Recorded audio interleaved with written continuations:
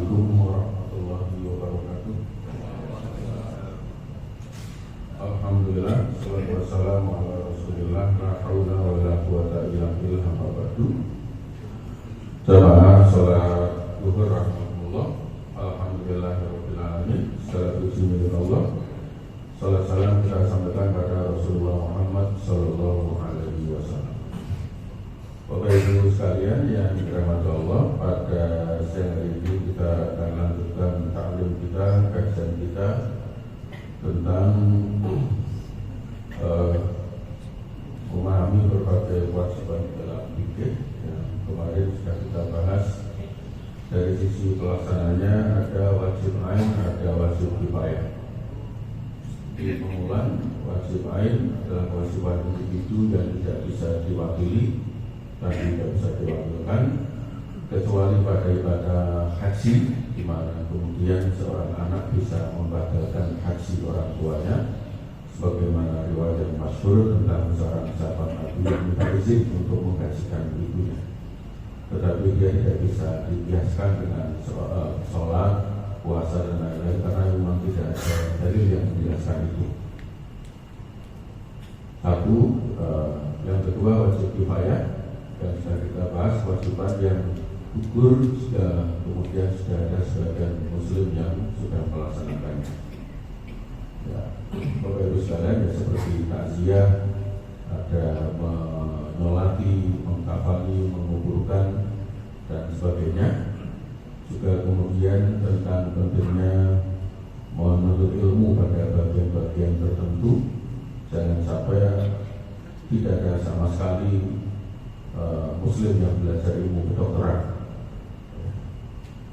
Jangan sampai kemudian istri kita untuk aurat sedemikian rupa, tapi tidak ada satupun dokter kandungan wanita muslimah, sehingga kemudian terpaksa harus kemudian ke dokter lain.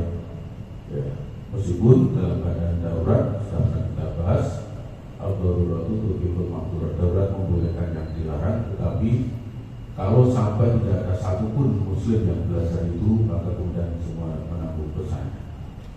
Demikian juga tafakuh fikih, belajar agama. Kalau semua aktif kemudian di ekonomi, sosial, politik, budaya dan lain-lain, tidak ada yang menggeluti kemudian keagamaan, maka kemudian bisa menjadi dosa kolektif, dosa seluruhnya. Maka kita harusnya menjadi salah satu jadi penggugur dari dosa itu, kewajiban itu, karena kita adalah kita yang melaksanakannya. Jadi sudah kita bahas agak panjang. Kemudian berikutnya yang ada wajib muwafat, kewajiban yang ditentukan waktunya, ini sudah kita bahas. Seperti sholat itu sudah waktunya sudah ditetapkan. Inna sholata kana alal mu'minina kitaban mawquta, kewajiban yang sudah ditentukan waktunya. Haji juga begitu, tanggal 9 Dzulhijjah, nggak usah geser-geser sendiri, apalagi kemudian mohon maaf mungkin Bapak Ibu pernah dengar barang siapa berkunjung ke makam wali sekian kali maka sama dengan haji sekali. Itu yakin bukan dari Rasulullah. Itu mungkin kemungkinannya dalilnya di Dragon. Supaya ada kesamaan. Nah itu Bapak sekalian yang dirahmati Allah, atau dari Ustadz yang bikin jamaahnya ikut. Tapi kalau dari Rasulullah jelas tidak mungkin menyebut itu. Nah, terus sekarang yang dirahmati Allah, itu kewajiban yang waktunya sudah pasti, jadi tidak bisa digeser-geser. Hanya yang wafat kemarin sudah kita bahas, ada yang muasa, ada yang mudoyak. Muasa itu waktunya lebih longgar. Kalau yang muwafat mudoyak itu waktunya pas, seperti puasa Ramadan itu ya dari subuh sampai maghrib, ya puasanya ya dari subuh sampai maghrib. Tapi kalau sholat itu muasa, waktunya zuhur 3 jam, waktu mengerjakannya paling 5-10 menit. Nah karena muasa itu boleh dilakukan di awal, boleh di tengah, boleh di akhir. Maka pada kasus misalnya sholat Jumat di Masjid An-Nur itu bisa berbeda dengan masjid PLN lainnya. Ya. Jadi kalau di An-Nur, kemudian di mana ini, Gajah Mungkur itu PLN apa namanya? Propam Pro. Nah itu waktu sholat duhurnya, sholat Jumatnya kapan? Begitu masuk waktu sholat duhur, itu setengah 12 ya, mulainya setengah 12. Tapi ada PLN yang lain, itu mulainya jam 12. Karena ini puasa, boleh di awal waktu. Ini kadang-kadang yang repot menurut saya dalam berapa repot itu khotibnya. Kadang-kadang kita berangkat mikirnya habis Jumatan di sana, mulainya jam 12 baru mulai, kemudian santai berangkatnya setengah 12 masih cukup. Ternyata di sini sudah ditunggu karena mulainya pas waktu duhur jam 11:24. Nah, besok karena pengalaman di An-Nur, duhurnya Jumatannya mulainya jam, begitu masuk waktu duhur, pas di tempat lain mengangkat dua sih, ternyata Pak di sini jam 12 lagi. Jadi nanti ini tak buat-buat, akhirnya malah melu nongkrong karpet. Di muslim yang dirahmati Allah Subhanahu Wa Taala. Iya, ini pengalaman begitu kebetulan yang dirahmati Allah. Tapi prinsipnya dia di waktu duhur. Jadi yang memulainya jam 12 ya tidak salah, yang memulainya begitu masuk waktu sholat juga tidak salah. Itu kondisional. Kalau sudah terbiasa masuk waktu sholat langsung adzan, itu nanti jamaah nunggu kelamaan. Kok nggak mulai-mulai jam 12 masuk. Tapi bagi yang sudah mulainya dulu jam 12 dan sholatnya baru mulai jam 12, nanti kalau masuk waktu sholat dimulai nanti masih sepi, Pak. Ya alasannya kemarin itu. Di sini sebagian besar jamaah orang luar, Pak. Kenapa? Orang luar itu jam istirahatnya jam 12. Kalau kita mulai pas masuk waktu duhur, nanti ya nggak ada jamaahnya. Akhirnya dengan khutbah seluruh waktu ya karpet, pas komat lagi itu teko. Nah, mereka mengira akan khutbah kedua dikira mukadimah sebelum bar. Ya maka Bapak Ibu bisa bayangkan kalau Bapak Ibu berasal di Jawa Timur.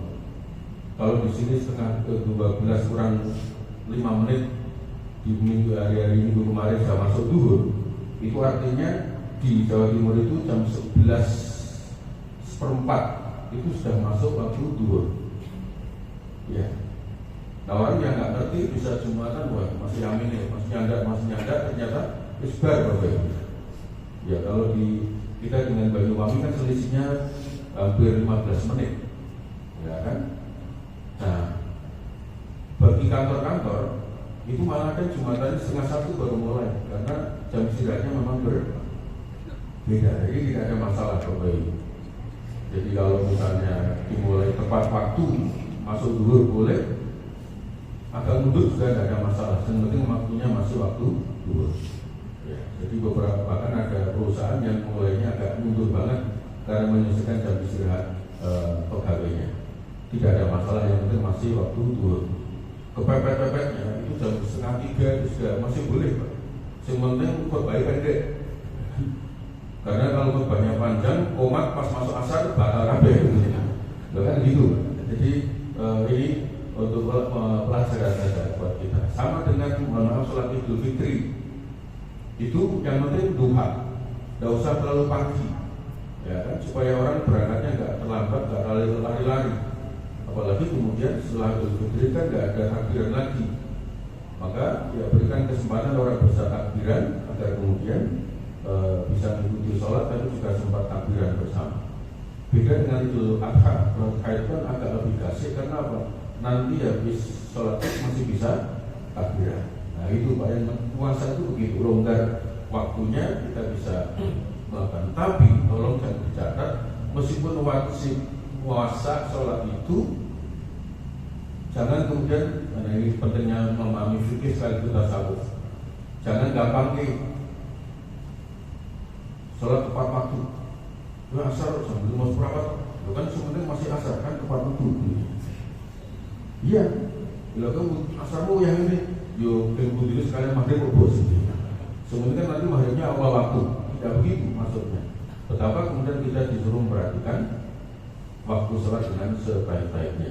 Makanya kemarin sudah kita bahas, kalau sholat kok sampai telat, itu berarti kurang perhatian dengan waktu, karena waktu yang disediakan lebih lama daripada waktu yang dibutuhkan untuk mengerjakannya. Nah kemarin kita sudah pas di situ. Kemudian ada namanya wajib syar'i, ada wajib urfi, kewajiban yang berdasar syariat dan kewajiban yang berdasar urf, tradisi budaya yang kemudian harus kita perhatikan dengan sebaik-baiknya. Ya, contoh paling ringan itu ya Bapak Ibu, khutbah Jumat itu menjauh aslinya orang Islam ini sah loh Pak, ya kan? Tapi kalau khutbah ini kan jamaah batin, cara ruwet khutbah itu, ya kan begitu. Maka kan kritis begini Bapak Ibu, ya ini tidak membatalkan khutbah, tapi secara uruf tidak baik kalau kemudian kita tidak pakai baju. Ya, itu sesungguhnya.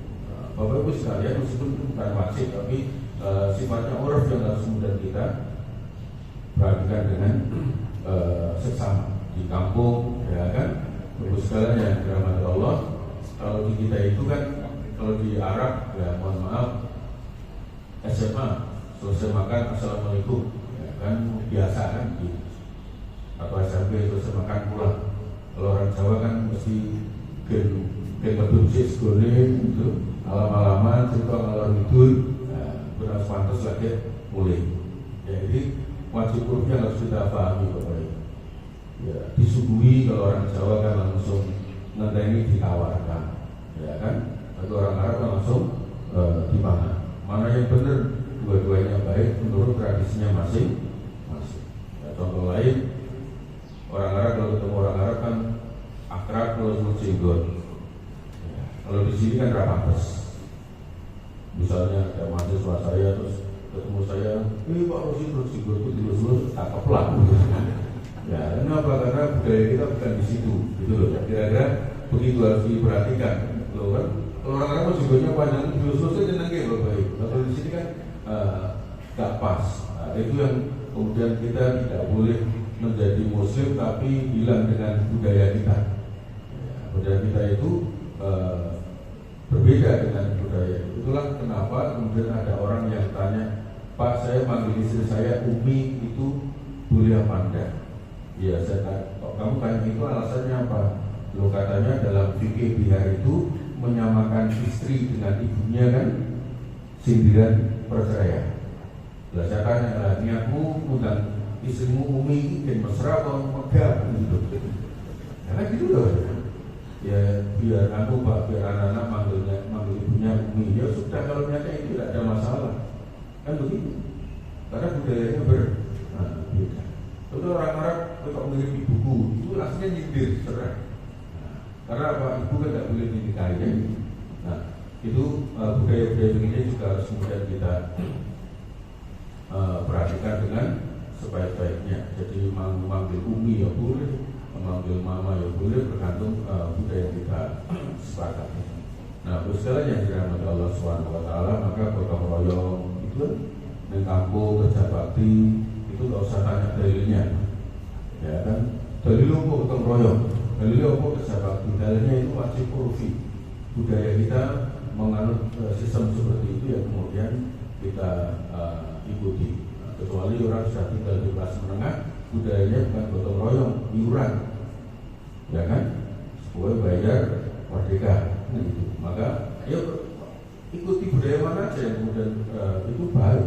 Bakal kemudian saat RT rano sing gotong royong bayar KB malah ini tak kejake malah beropoli itu banyak. Ya kan, misalnya malam yang tinggal di komplek perumahan tertentu kan gitu kan, serano pertemuan RT, rano sementing urunan bayar. Sementara tempat lain bayar malah jaga kemati sombong, ya kan? Kerja bakti atau ketok dengan duit itu mangsamu gini rasa bayar kan gitu kan? Ya tapi kalau kemudian kabel bayar ini gotong royong malah wah, gitu. Jadi itu harus diperhatikan dengan sebaik-baiknya di mana kita tinggal. Nah kemudian kemarin sudah kita bahas mutlak dan muqayyad, ada yang terikat, ada yang bebas. Maka kemudian puncaknya Bapak Ibu ada yang namanya azimah dan rukhsah. Azimah itu hukum pokoknya, asalnya, rukhsah itu keringanan.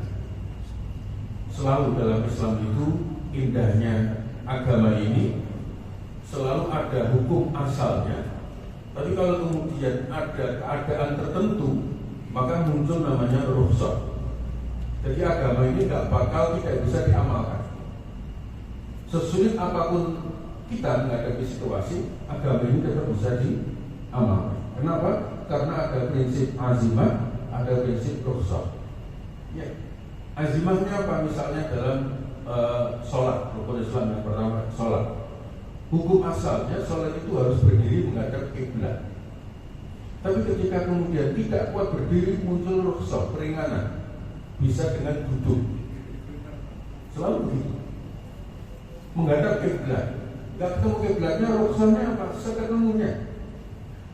Ketemu kiblatnya tapi gak mampu, tambah bebas. Contohnya pulang umroh. Umroh waktunya sholat. Jelas pesawat ngetan terus, kira-kira gitu ada gitu ya. Gak perlu minta tolong ke pilotnya, biar dibalik. Apa jamaah? Ya sudah, sholat tidak mengikuti arah kendaraan itu berjalan. Selalu ada rukhsahnya. Ya. Sholat berjamaah. Tapi kemudian sholat normalnya kalau belum waktunya nggak boleh. Tapi karena kemudian bepergian itu potensial nanti malah mempersulit kita sholatnya di mana, maka kemudian kita boleh menjamaknya. Bahkan juga boleh mengkosornya. Selalu ada azimahnya, ada rukhsahnya, hukum asalnya, ada hukum daruratnya, ada keringanan yang diberikan. Mohon maaf Bapak Ibu, ada seorang kiai sedang contoh dalam sholat. Kiai kemudian berangkat Jumatan karena beliau masih merasa masih memungkinkan bisa jamaah Jumat karena bawa mobil sendiri, maka beliau pilih Jumatan, ngejak santrinya dan nyopiri. Pak Yai kan bisa ada rukhsah. Iya, tapi nyatanya iso Jumatan membawa mobil di mampir silakan iso. Oke, mampir. Delalah Bapak Ibu ketemu masjid yang imamnya itu untuk baca Fatihah itu perjuangan yang luar biasa. Pokoknya bahasa gampangnya ora fase bablas menurut santri apalagi menurut kiai. Selesai sholat Bapak Ibu yang dirahmati Allah, Jumatan itu santrinya sholat lagi. Sholat apa mas? Duhur Pak Yai. Kenapa? Kalau nggak mantap kok, bisa orang. Bapak Yai kok nggak mulang? Aku menyorakmu dirasa kata dulu mas. Gusti Allah yang disembahkan begitu dengan maca Fatihah sulitnya kayak begitu, saya yakin Allah mengampuninya. Lah aku sengkakan dosa masuk menganggap tidak sah, aku ratakan mas. Jadi aku ratakan ini masuk. Lah terus lo berpun Pak, gue menganggap gak sah dia karena gue ngerti hukumnya. Nih gue nganggap rasa satu itu kita dosa pun yang baru masuk ya. Kalau bingung kan, gue rumah seperti diri mas. Ya, pokoknya itu saya mengalami situasi begini 2 kali Bapak Ibu. Ya, sholat jamaah. Ini saya nggak ngerti imamnya itu apakah karena sepuh atau karena gemeter. Bacaannya itu geroyok. Kira-kira kalau ditirukan begini, gemeter begini. Nah, saya itu adalah di sop kedua. Sebelah saya anak-anak kecil Pak. Orang kecil-kecil. Makanya selalu nggak batal itu Pak. Buyu betul-betul kata itu menurut ya Allah, itu saya benar. Saya mau takbir lagi, saya belum menang. Saya dianggap ternyata sholat khusyuk yang ini ragu-ragunya. Saya mau takbir lagi, saya belum menang sampai imamnya rukuk Pak. Ya rasa malu lah. Ampun daripada sholat ini. Rakaat kedua sampai Fatihah masih groyok lagi. Bagi kudu ditakil lagi saya, Mas. Cinta ya Mas. Guna groyoknya watak ya. Akhirnya tenang, min lancar, aku makmum, ya alhamdulillah. Rakaat kedua selesai, ketiga selesai, maghrib itu Pak. Yang lain kan salam, saya masih berangkat rakaat, mau menang. Pas rakaat ketiga itu yang depan bersih mulingo, sing gue mau nesu Pak, aku badan berarti mau kalau rakaat betul gue bos. Ya kan, nah aku main gue bener enak banget berarti ya Allah. Ya nesu kemudian Pak, aku mau wis Pak. Ya begitu Bapak, belum ini mau tidak disahkan gitu Bapak, nggak berani. Dan jawab yang kedua Bapak itu lebih rumit karena ya saya ngerti bacanya salah dan saya masalahnya berulang-ulang. Saya contohkan, Pak. Semua. Alam tara kaifa fa'ala rabbuka bi ashabil fil. Tadi agak disundukin. Alam yaj'al bidahum fi tadlil. Kok ini piye? Ya Allah, tak terus ora ya. Nah, tak terus ki aku ngerti salah kabeh, tapi tak terus ki aku nganggep rumah kampung redhiin. Sudah, ini mah. Ya. Makanya yang kemudian muncul kalimat sholat pikirannya kemana-mana masih lebih baik daripada kemana-mana yang ora sholat. Ya, dari sisi pendataran fikih, ya, tapi kemudian bisa ingat membaca Quran itu fasih Allah turunkan rahmatnya, terbata-bata Allah berikan dua pahala. Ya, itu mungkin keringanan bagi orang itu karena memang sudah mungkin belajarnya sejak itu mampunya seperti itu ya sudah. Tapi bagi kita itulah kenapa Rasul itu di situ posisinya. Kelihatannya enak tapi tidak untuk digampangkan. Kadang-kadang orang keliru. Harus pada itu, nah kan gitu kan. Sholat, perhatikan. Puasa juga begitu. Ada rukhsah bagi yang bepergian atau dalam keadaan sakit atau berat menjalaninya, boleh kan? Tidak berpuasa. Rukhsahnya boleh tidak diambil. Tapi ayat berikutnya mengatakan wa antasumu khairul lakum. Tapi jika kamu berpuasa itu jauh lebih baik bagimu. Ada rukhsah memang bagi ketika orang yang tidak kuat puasa karena mungkin pekerja berat yang luar biasa, tapi jika dia puasa dia itu lebih baik. Rukhsah. Maaf, saya ke Jakarta, berangkat habis subuh dari rumah, jam 6 masuk bandara, jam 7 terbang, jam 8 sampai Jakarta, kemudian rapat sejenak, kira-kira jam setengah 12 selesai, lalu pulang lagi ke Semarang. Itu kalau hitungan kilometer sudah boleh gak puasa, dan juga sudah mau boleh sholat jamak kosor. Tapi yang mau saya jamak apanya, kosor yang mana? Mau jam setengah 1 saya dari Semarang lagi, kan gitu. Iya. Tapi kalau kemudian lain soal, saya Ramadan kan begitu, sok-sok ke Kalimantan. Nah itu asik. Ya, saya senang guyonan dengan istri saya kalau pas berangkat sendiri sampai di Balikpapan, sampai di Bontang kan, nanti jam 5 sore saya berbuka puasa. Saya telepon istri saya, terus turun, saya suwi, ini wis, karena 1 jam lebih cepat Pak. Ya makanya kalau ada rezeki itu salur Jakarta Koirian Pak. Nah, itu lumayan, selisihnya panjang Pak. Itu dia dengan Allah, hanya pengen mempercepat goda.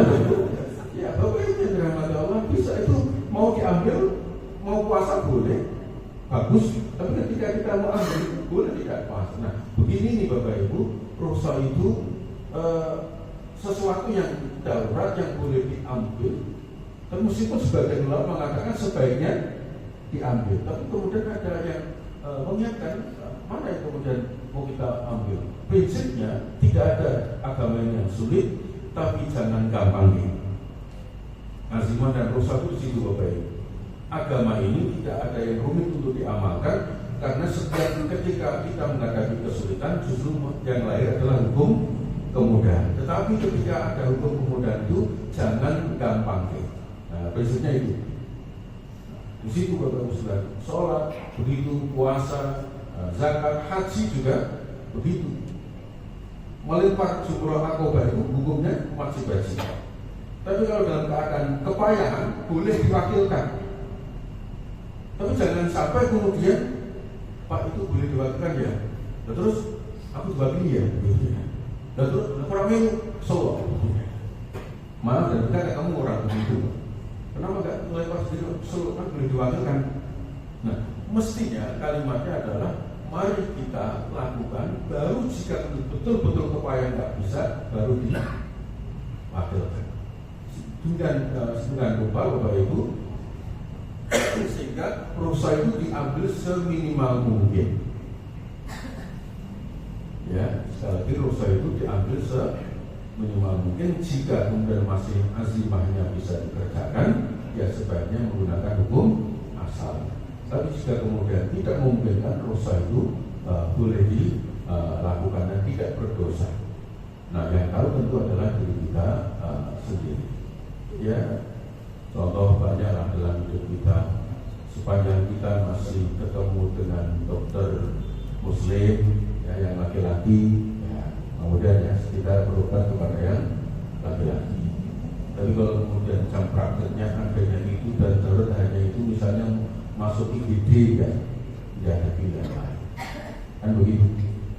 Kemudian juga semua kegiatan yang masih memungkinkan azimahnya, hukum pokoknya dilakukan, sebaiknya menggunakan hukum pokoknya, dan hukum prosedur itu baru kemudian jika dalam keadaan tertentu, dan sehingga kemudian kita tidak terkesan gampang meskipun mungkin boleh dilakukan. Saya kira ini Bapak Ibu yang dirahmati Allah Subhanahu wa taala, rangkaian pembahasan tentang kewajiban dalam ilmu fikih. Nanti insyaallah kita akan melanjutkan kajian kaidah-kaidah usul berikutnya. Demikian Bapak Ibu, mudah-mudahan bermanfaat. Terima kasih, mohon maaf. Wassalamualaikum warahmatullahi wabarakatuh.